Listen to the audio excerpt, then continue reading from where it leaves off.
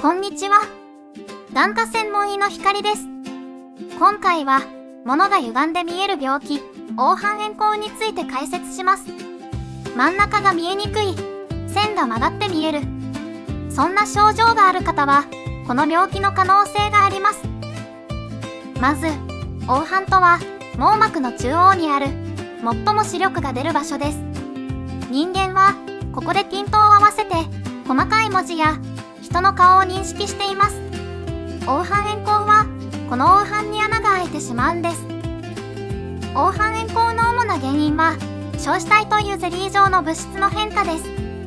加齢によって、もともとゼリー状の硝子体は、だんだんと水っぽくなってきます。そうすると、硝子体が収縮して、網膜と硝子体が分離します。これを、後部硝子体剥離と言います。もともと、黄斑は、硝子体との接着が強い部分です。後部硝子体剥離の時に、黄斑以外の部分はきれいに剥がれても、黄斑だけしっかりくっついて、外れないことがあります。この時、黄斑に引っ張られる力が集中してしまいます。その結果、黄斑が引き裂かれるようにして、穴が開いてしまうんです。特に50歳以上の女性に多く、60歳代に発症のピークがあります。通常は、片目から発症しますが、およそ10から 20% の人は、時間差で両目に発症すると言われています。黄斑変光の症状は、次のようなものです。見たいところが歪んで見える、犬歯症。真ん中が黒く欠けて見える。小さい文字が読みにくい、などです。初期では、視力が保たれることもありますが、0.1 から 0.4 程度まで低下することが多いです。診断には OCT という網膜の断層写真を撮影する機械を使います。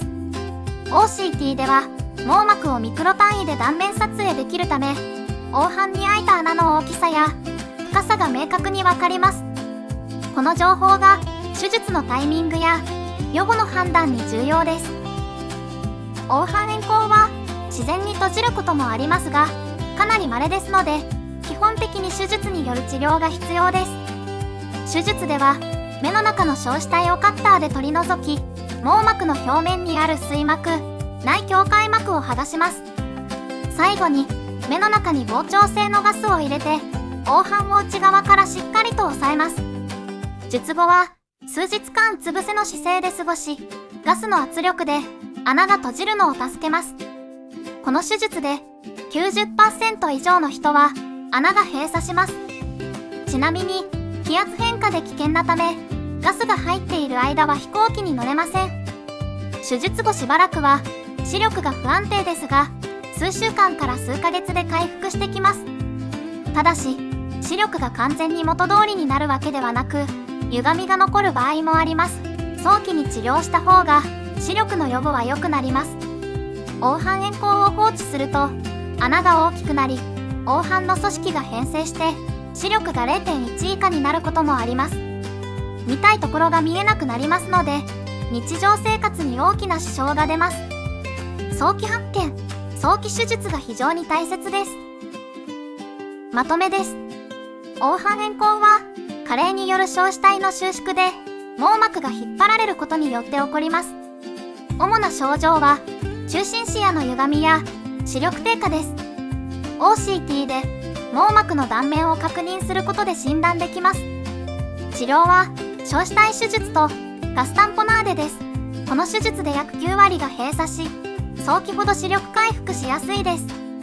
放置すると視力が戻らなくなることもありますが、早期発見と手術で改善が期待できる病気です。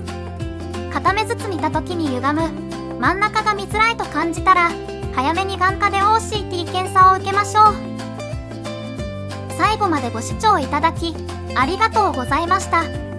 このチャンネルでは、目の健康に関する情報をわかりやすく発信しています。もし、役に立ったと思った方は、高評価、チャンネル登録をしていただけると励みになります。それではまた次の動画でお会いしましょう。さようなら。